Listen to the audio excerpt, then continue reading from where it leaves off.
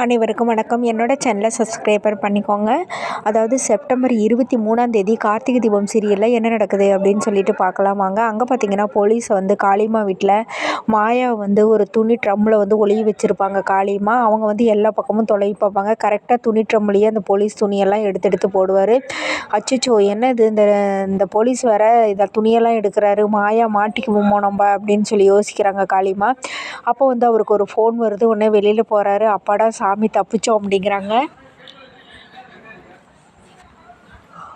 உடனே போலீஸ் இருந்துக்கிட்டு மற்றவங்களாம் வீடு ஃபுல்லாக தொலைவுறாங்க. அங்கே எங்கேயுமே இல்லை. உடனே இருந்துக்கிட்டு சாரி மேடம், நாங்கள் சந்தேகத்தின் பேரில் தான் பார்த்தோம், சாரிங்கிறாங்க. சரிங்க, வீடெல்லாம் தொலைவி பார்த்துட்டிங்களே அப்படின்ட்டு, இனிமேல் மாயாக்கு இங்கே வந்தானா நீங்கள் எங்களுக்கு இன்ஃபார்ம் பண்ணுங்கிறாங்க. சரி கண்டிப்பாக பண்ணுறேன்னொடனே அவங்க கிளம்பிடுறாங்க. உடனே இருந்துட்டு காளிமா மாயா வெளியில் வானோடனே வெளியில் வராங்க. வெளியில் வந்துட்டு அப்பாடா ஒரு வழியாக போலீஸ்கிட்ட தப்பிச்சாச்சு அப்படிங்கிறாங்க. ரேவதி கண்டிப்பாக பிழைக்கிறதுக்கு வாய்ப்பே இல்லை, நல்லா பார்த்து சுட்டுட்டேன் அப்படிங்கிறாங்க. சரி விடு பார்த்துக்கலாம் அப்படிங்கிறாங்க. அடுத்து ஆஸ்பத்திரி காமிக்கிறாங்க.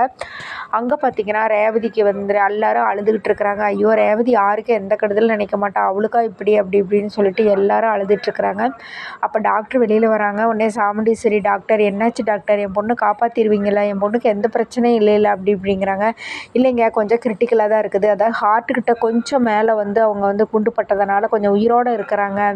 ஹார்ட்டில் பட்டிருந்தா கண்டிப்பாக அவங்க நிலமையே வேறு நேரம் அவங்கள இறந்துருப்பாங்க. அது கொஞ்சம் கிரிட்டிக்கலான பொசிஷனில் தான் இருக்குது அப்படின்னு சொல்லிடுறாங்க. உடனே எல்லாரும் அழுக ஆரம்பிச்சிடுறாங்க. ஐயோ இப்படி ஆயிடுச்சு அப்படி ஆயிடுச்சு அப்படின்னு சொல்லிட்டு ஒவ்வொருத்தரும் ஒவ்வொரு ரொம்ப ஃபீல் பண்ணிகிட்ருக்குறாங்க. அப்போ பார்த்தீங்கன்னா பாட்டி உள்ளே வராங்க. உள்ளே வந்த உடனே பார்த்துக்கிட்டு ஐயோ என் பேத்திக்கு ரேவதிக்கு என்னாச்சுன்னு தெரியலையே ஐயோ அப்படின்னு சொல்லிட்டு இது பண்ணுறாங்க. அப்போ பார்த்திங்கன்னா சந்திரகலா கம்முன்னு இருக்க மாட்டாமல் சாமுண்டீஸ்வரி தங்கச்சி எப்போ பார்த்தாலும் வந்துடுறது ஆகும்னா அப்படி இப்படின்னு சொல்லி அவங்கள திட்டுறாங்க. உடனே பயங்கரமாக கோவம் வந்துடுது ரோகிணிக்கு. பாட்டியோ ஏதோ மனசு கேட்காம வந்திருக்கிறாங்க, எதுக்கு சித்தி இப்படிலாம் பேசிகிட்டு இருக்கிறீங்க அப்படிங்கிறாங்க. உடனே பெரிய மாப்பிள்ளையும் என்ன எல்லோரும் சேர்ந்துக்கிட்டு சப்போர்ட் பண்ணிகிட்ருக்கிறீங்களா இங்கே அப்படின்னு சொல்லி இது பண்ணுறாங்க.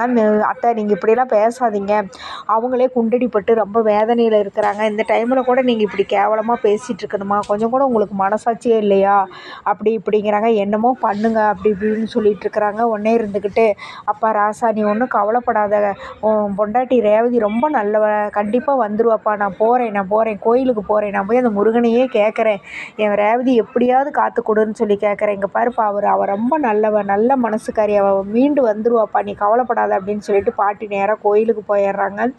அதுக்கப்புறமா சாமுண்டீஸ்வரி இருந்துக்கிட்டு பயங்கரமாக கத்துறாங்க. அந்த மாயால போய் நான் இப்போவே சுட்டு கொல்லாமல் இருக்க மாட்டேன்னு கிளம்புறாங்க. அப்போ கார்த்தி சொல்கிறாரு, அத்தை தயவுசெய்து இந்த டைமில் நீங்கள் இப்படியெல்லாம் பேசாதீங்க, நீங்கள் ரேவதி கூட இருக்கணும்,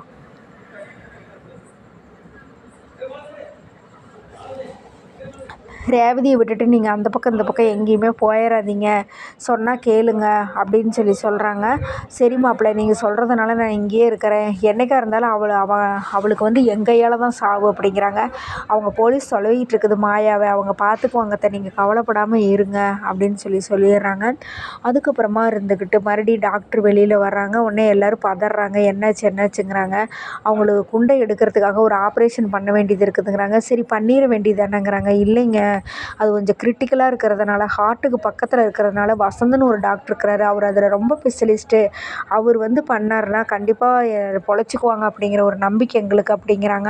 சரி அவர்கிட்ட வர சொல்லி அவர்கிட்ட பண்ண வேண்டியதானே அப்படிங்கிறாங்க. இல்லைங்க அவர் ஏதோ செமினாருக்கு USA போகிறேன்னு சொல்லிட்டாரு, வரமாட்டேங்கிறாரு அப்படின்னோடனே ஐயோ என்ன இப்படி சொல்கிறீங்க அப்படின்ட்டு உடனே கார்த்தி இருந்துட்டு சொல்கிறாரு, சரி நீங்கள் அவங்களோட அட்ரஸை கொடுங்க மேடம், நாங்கள் போய் நான் பார்த்துட்டு வரேன் அப்படிங்கிறாங்க. நாங்கள் சொல்லியே வராதவர் நீங்கள் சொன்னோன்னே வரப்போகிறாரு அப்படிங்கிறாங்க.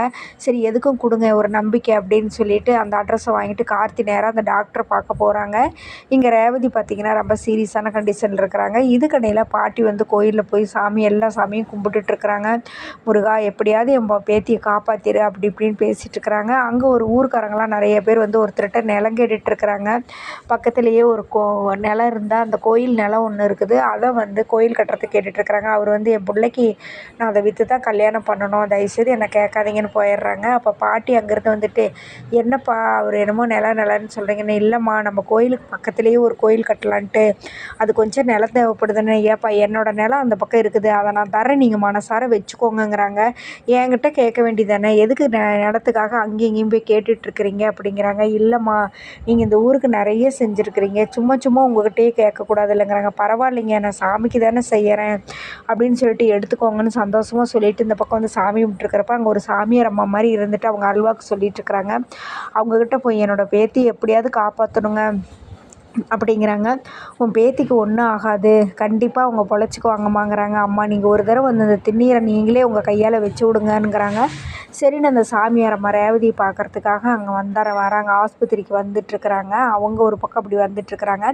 இங்கே கார்த்தி டாக்டர்கிட்ட போகிறாங்க. அவங்க வந்து கேட்குறாரு, அப்பாயின்மெண்ட் இருக்கா அப்படின்னு சொல்லி. இல்லைங்க நான் பார்க்கணுன்னொன்னே, இருங்க ஃபோன் பண்ணி கேட்குறேன்னு கேட்டு சொல்கிறாங்க. உடனே டாக்டர் உள்ளே வர சொல்கிறாரு. உள்ளே வந்தோடனே யார் என்னன்னு கேட்டோடனே, என்னோடய மனைவி பேர் ரேவதிங்க, இப்படி ஒரு கிரிட்டிக்கலான இதில் ஹாஸ்பிட்டலேருந்து ஃபோன் பண்ணேன். ஆமாப்பா ஃபோன் பண்ணாங்க, நான் செமினார் கிளாஸ் போயே ஆகணும், முக்கியமானது அப்படி இப்படிங்கிறாங்க. டாக்டர் நீங்கள் வந்தால் தான் ஒரு உயிரை பொழைக்க வைக்க முடியும், அது இல்லாமல் நீங்கள் வந்து ஆப்ரேஷன் பண்ணால் தான் என் மனைவி பொழைப்பாங்கிறாங்க, ப்ளீஸ் டாக்டர் அப்படிங்கிறாங்க. உடனே டாக்டர் அப்படியே யோசிச்சுட்டு நிற்கிறாங்க.